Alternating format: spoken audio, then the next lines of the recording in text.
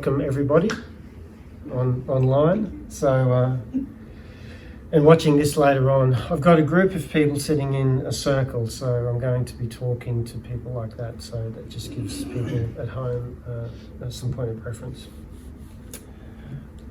Mindful of the time. Okay, cool. So, T-with-Mo lectures on non-duality. We're trying to bring let's call it a holistic perspective of health to understand part of the human experience. It's not the whole human experience, but part of it.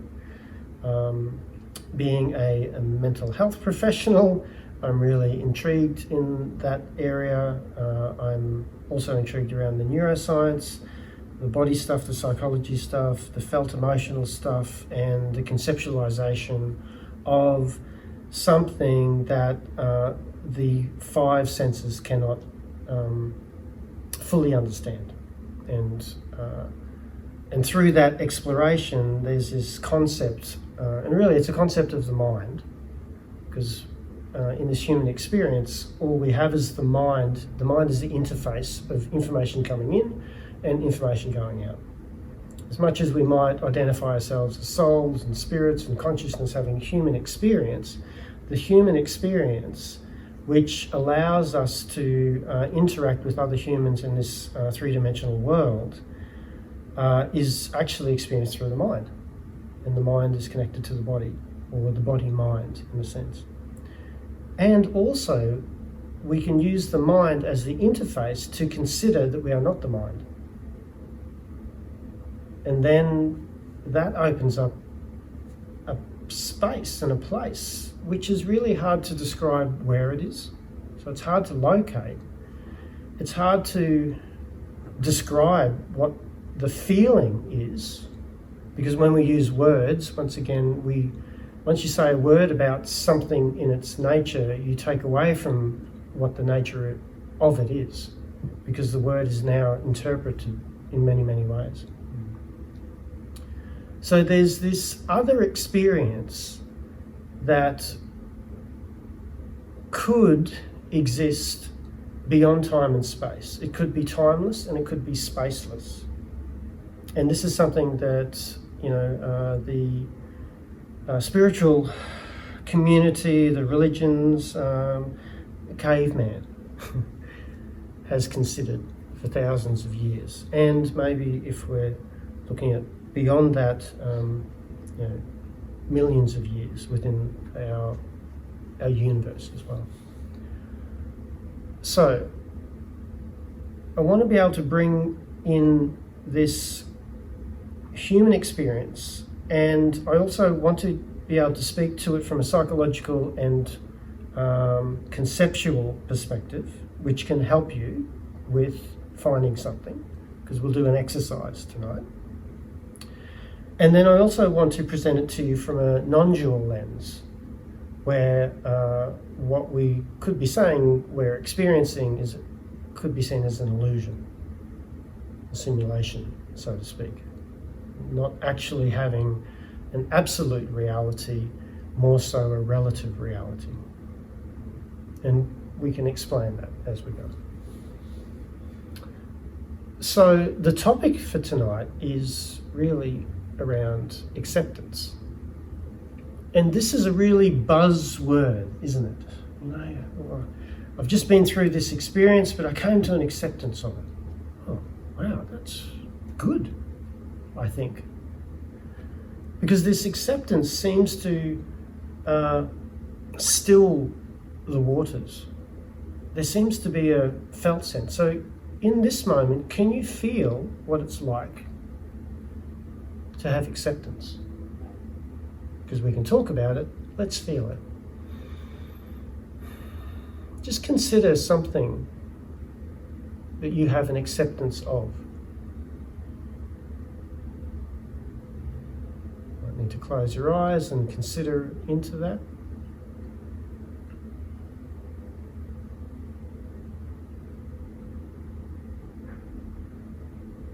So is there a felt sense within the body? Is there energetic space that is being visited or present with you? Does a series of thoughts come to mind? Is there a vision? Is there colours? So just explore it.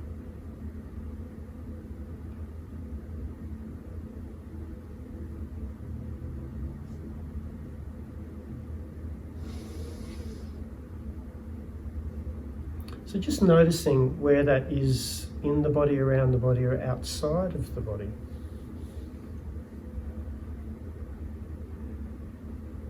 What does acceptance say to you? Does it have any information for you?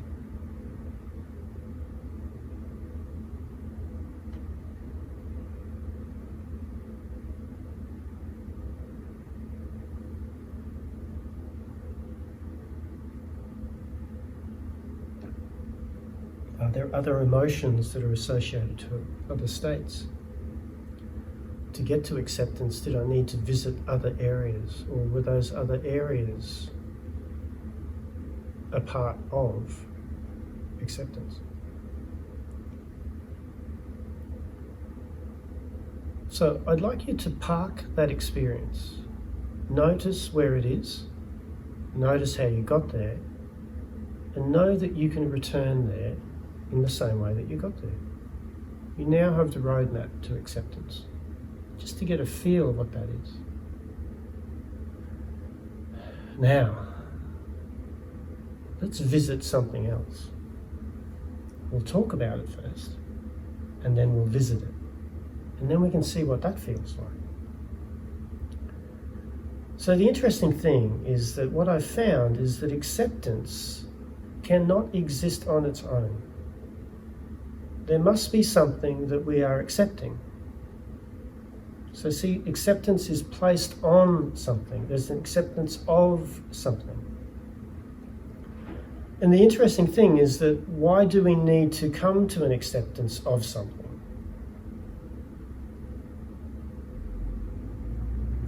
What do you think? Gratitude. Gratitude? Or we're not showing gratitude? So we can show gratitude. So you can show, okay, so when we bring acceptance in, we can then show it gratitude. But why do I have to accept something? What has happened first? Judged it? There could be a judgment, but we can judge something. We don't necessarily have to accept it. It's friction. There's friction. So there's something, there's a rubbing. Yeah. A desire. There's like a place of desire, that a wanted outcome or position or something. Curiosity. Recognition of something. So curiosity, that's seeing into it.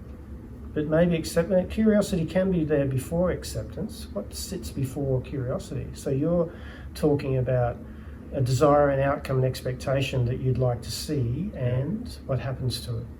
When I accept it. Well, no. How do you accept it? Accept it just as it is. Right. So you see it for what it is? Yeah. Do I need to accept it though? Or is it just what it is? Well, it is just what it is. It's I'm putting a impression on it. So I'm putting a value on or impression on it. Really, it is just what it is. It's just an experience. But my Yes. mind is saying that has value, or this doesn't have value, or this isn't right. And, Yes. So then it's, so really the whole thing is, whatever we're thinking about, it is just what it is. But my mind says, oh, no, it shouldn't be. Right. Yeah. So no, it shouldn't be. No, it shouldn't be can be related to a thing called resistance. There's an outcome, there's desire and expectation of how things should be, and because they didn't turn out that way, because they are different to the way that the mind thinks that it should have happened, then resistance is created. Now there's something to push against. Whereas before, because it is what it is, there's nothing that's pushing against it. So acceptance, because if it is what it is, I don't even have to accept it. It is what it is. Acceptance can be, and it's not the only definition for it. However, what I've found in my own experience, and I'm wondering if you can also find it in your experience, is that resistance comes first, and then there's an acceptance of that resistance to release the resistance. Otherwise, if we don't accept the resistance, then the resistance continues to resist. Yeah. So where there is resistance, there is a pushing. Now, the interesting thing, what we've found, is that if I want to move, I need to create resistance. If I want to get up, I'm creating resistance with my muscles to push against the thing that I'm moving. My muscles and my bones are creating resistance. If I want to move forward, I'm creating resistance. So resistance creates movement. Now just consider that. Like, physiologically, can you move without creating resistance? I'm not too sure. If you could think of something where if I create, it's like kinetic energy and potential energy. Potential energy is the potential of the energy in any given form, but it sits in stasis. It hasn't moved, so it has the potential to do something. Kinetic energy is the movement of it. Now something has happened, it's the energy that is required in the movement of it. So where there's resistance, it creates both a potential and a kinetic energy. Now there's movement. So the question here is that you felt into acceptance. Can you now feel into resistance? What are you resisting in your life? You may have many things. I have many things that I'm resisting. It could be in relationships, it could be in a workplace, it could be in, at the moment, I'm trialing a carnivore diet and I'm resisting the shift because I love my sweets and carbs and pastries. So I have resistance. So feel into something that you are resisting right in this moment, in your life at the moment. Where is resistance? What does that feel like? Where in the body, around the body, outside of the body is it felt? What is it associated to? And really you could go into this a little bit more, is that what is the belief that creates the resistance? That shouldn't have happened. I don't feel heard. They're too critical. I'm feeling exposed. Here's shame. You just feel into that, because where there is an emotion, there will be a thought process, a cognition that is creating that for you. This is an opportunity to go into resistance. It's good to notice when you are resisting things. I had two wonderful opportunities yesterday where two gentlemen who were older than me and had their own wisdom gave me feedback. Feedback around how I spoke and what they'd seen in the way that I presented myself. And as much as it was done in a really beautiful and kind way, I noticed that there was resistance within me to receive that information. So it wasn't that they were criticizing me. I noticed the resistance because I felt I was being criticized. The resistance was there. For me, I feel it in my solar plexus. It becomes like a wall. And it's a protective in nature. It's like a shield. No, I'm not going to allow that in. Notice the resistance that you have in relation to what it is and what is driving it. Now resistance is created. Now we have the opportunity for movement. So the resistance could also be what some people would call a trigger. what I like to call a revealing. The resistance is revealing something that is not seeing through the eyes of love, something that says this is not okay. I am not okay, they are not okay. So where the resistance is, now we have movement. Now the movement is now up to you if you become aware of it. I can continue to resist, which isn't that hard, but it takes a lot of energy and you get tired after a while. You go, oh, am I still pushing this away? And then you may overload distractions and other behaviours, so you then don't feel the thing that you're actually resisting.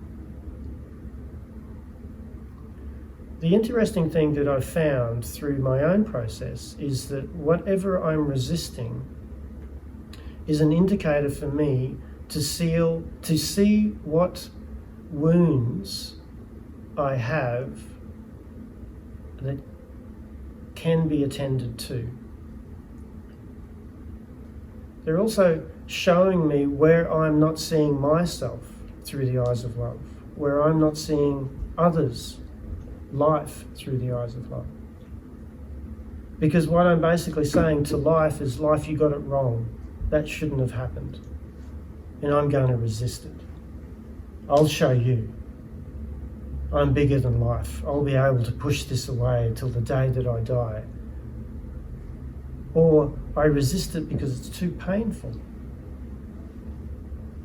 I might believe that I don't have the coping mechanisms to face this pain, so I need to resist it. So you see how the resisting of it becomes the protector of it. And yet that resisting of it can stay with you. It can now then become your conditioning.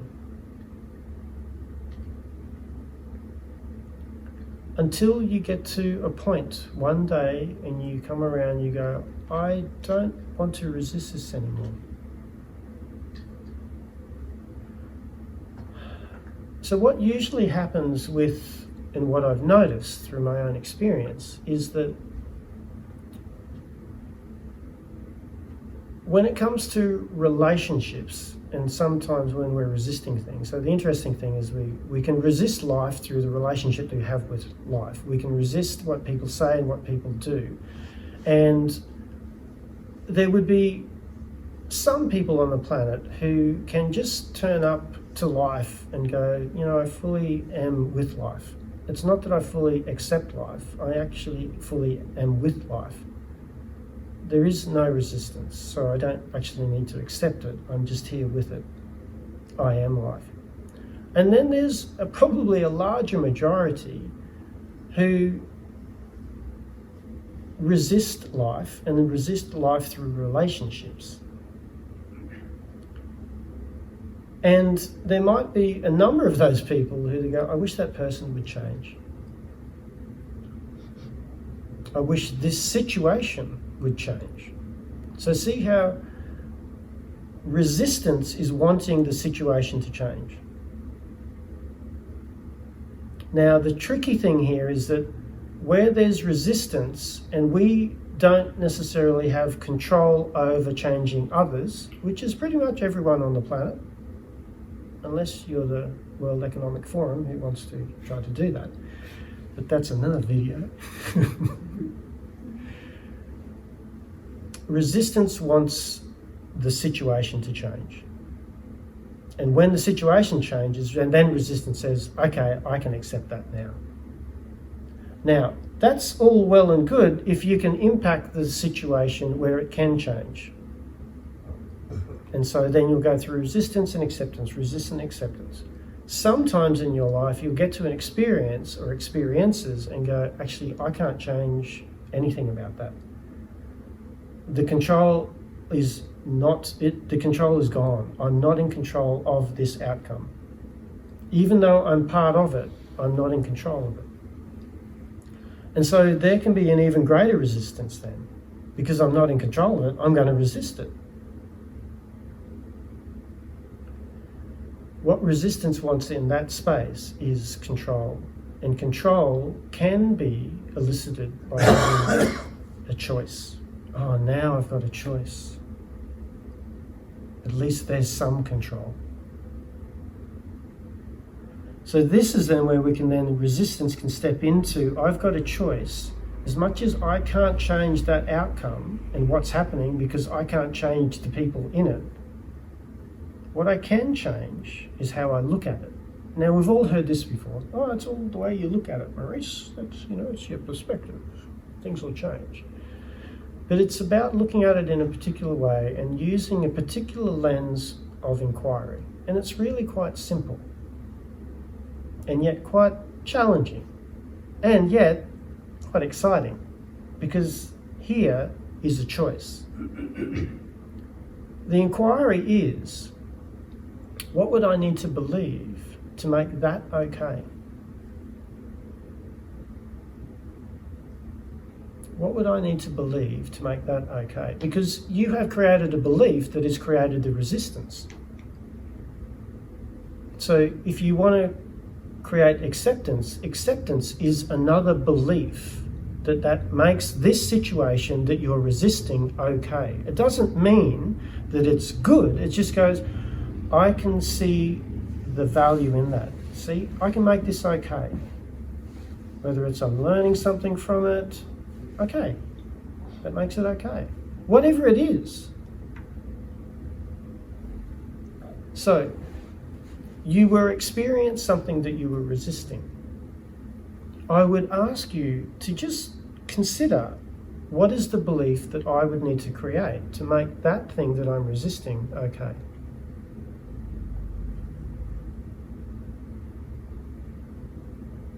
Grow from it. Alex? That you will grow from it. That you will grow from it. So that's one belief. So I can overlay that on that. Yes. That I will grow from it.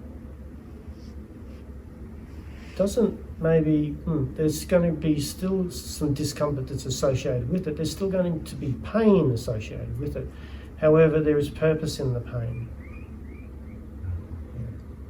So just consider, what belief would I need to make up? You're creating to make this okay.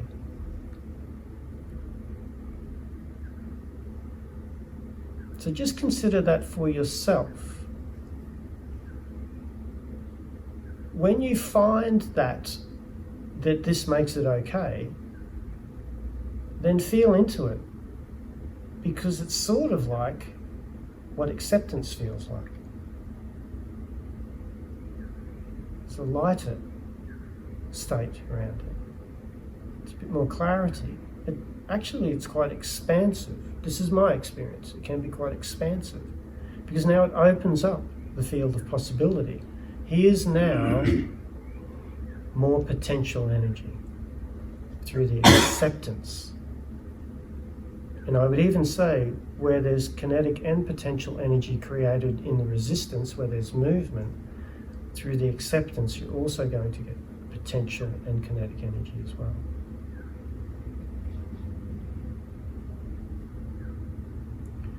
Now, one way that I've been able to accept the greatest challenges in my life has been looking at life through a non-dual lens.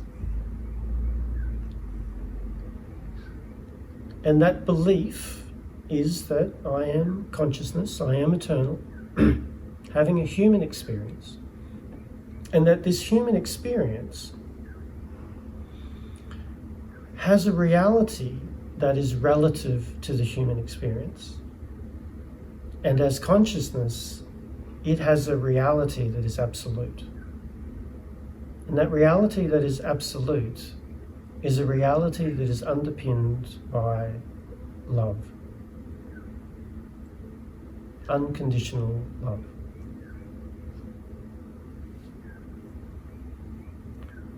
If I can pin a belief to that, that is a large umbrella over all of creation. This human experience that I'm having, that too shall pass. This day that I've experienced, that too shall pass and is passing as we speak in these moments. However, in all of these passings and these comings and goings and these temporary arisings, there is one thing that stays constant. That is the now, and the awareness that is always in the now, which is you, the essence of you. So if I can use that as an underpinning belief, or part of the belief, and one that I'm continuing to learn more and more about, is there's always more love.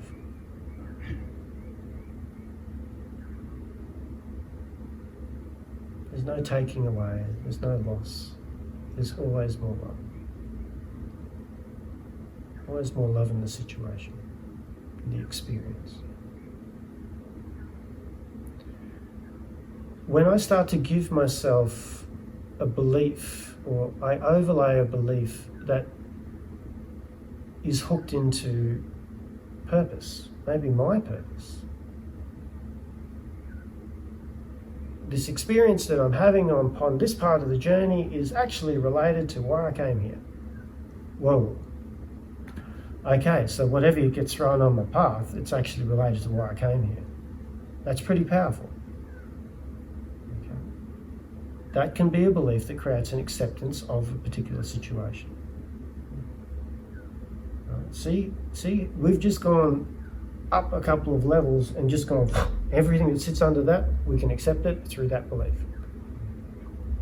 That's how powerful your beliefs are. Your beliefs created the resistance, and now your beliefs can create an acceptance. Who creates your beliefs? Hopefully you do. Even though most of our beliefs are handed down to us and conditioned to us, we are now waking up and we're becoming critical thinkers, and we're going, oh, hang on, that's an old script, I don't need to hold that one anymore. Oh, I can just tidy that up and then introduce a new one. Now I've got a different reality.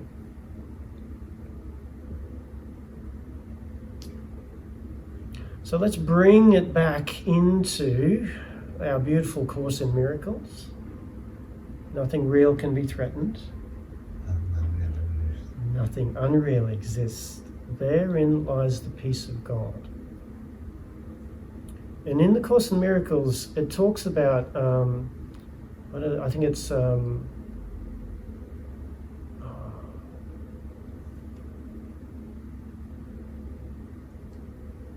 that's right. So it's like both forgiveness and salvation are part of the same illusion. It's sort of like saying that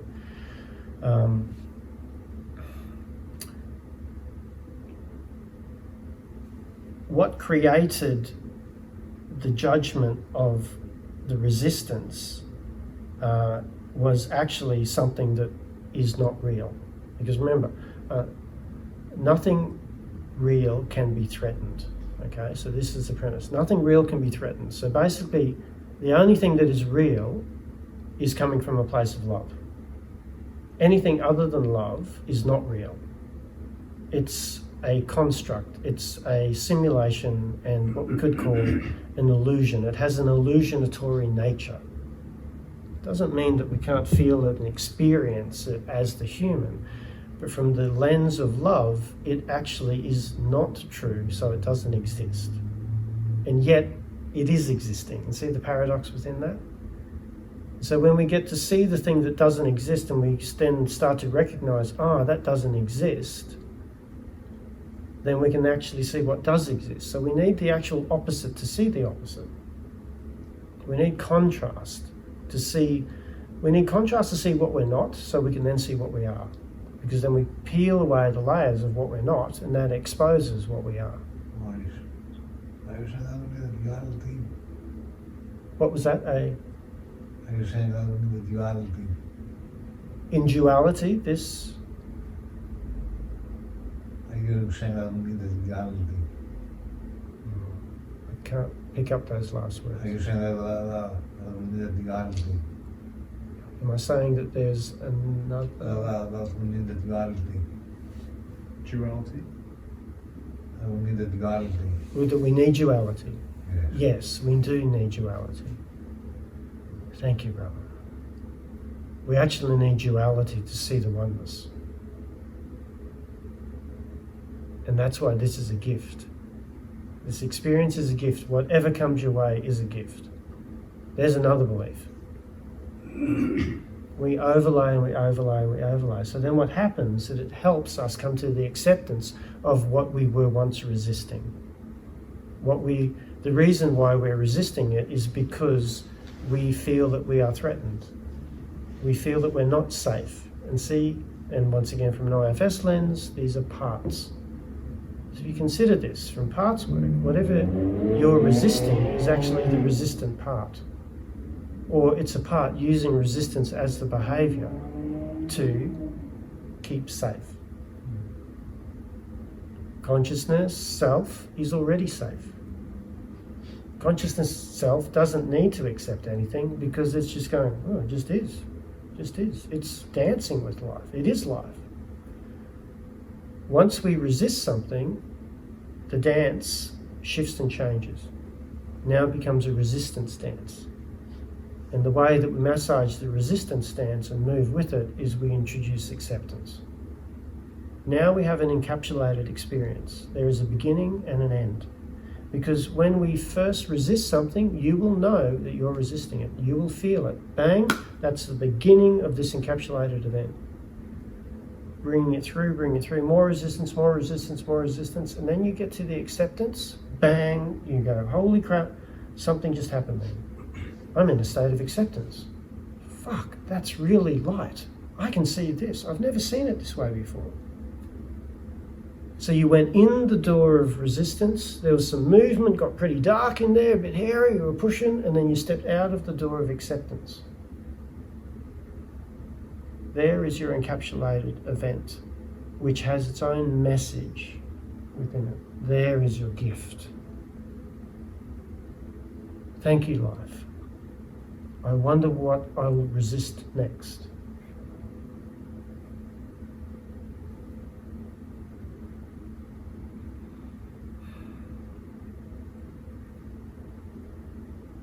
Something to consider.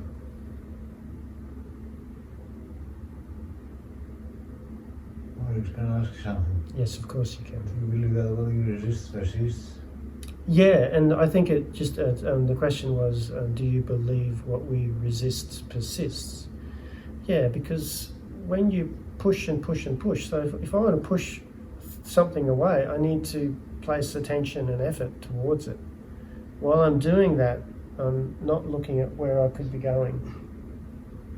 No, I don't want this here, I don't want this here. So now I'm stopping. No, I don't want this here, no, I don't. Whereas, life is just moving. Oh, there it is, it is, it is, it is, it is. Oh, hang on, I don't want what is, I'm going to resist. How long will I resist it? Get to the point where I'm getting a bit tired of resisting it. I'd like to, I've worked out that I can't change it. What can I change? Oh, right, I can change the way that I look at it. How is the way that I look at it? Well, what would I need to believe for me to say this is okay? Because until I say it's okay, then I'm resisting it. It continues to be there. And even though you might try to avoid it in one area of your life, it's going to pop up over here anyway. Now here's more resistance. Oh, this is a different resistance. No, it's the same one that you've tried to push away. Here's more and more. And then when you come to an acceptance of the one, you then start to notice that the other resistance, they then start to calm, fall away, stilling of the waters. Wow, this feels a bit different. Where the stilling of the waters, then all of these beautiful bubblings and arisings are coming because you have just practiced acceptance. You have just calmed. Until the next. And see, there's life. Yeah. It's the dance with life. They call it the dance of love.